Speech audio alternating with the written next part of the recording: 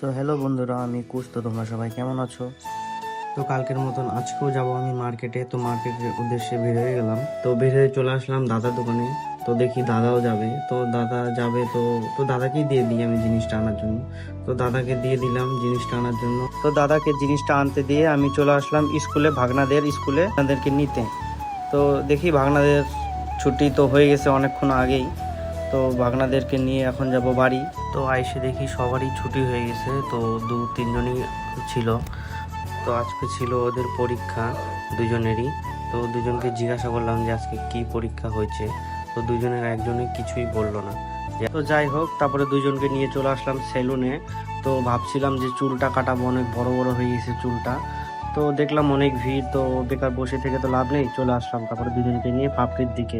তো আমরা চলে আসি বাড়ির কাছাকাছি। वाह क्या मुस्कुराहट है जैसे मुंह में लिया हो आज ही। তারপরে চলে আসলাম দুজনকে নিয়ে বাড়িতে আসার পরে ছোটকে আবার জিজ্ঞাসা করলাম স্কুলে কি পড়াইছে। সরিয়া সরিয়া আর কি পড়াইছে। তো আমার এই ছোট ছোট ব্লগগুলো দেখে যদি ভালো লাগে তো লাইক কমেন্ট শেয়ার করো, পারলে ফলো করে দিও। তো আজকের জন্য এটুকুই।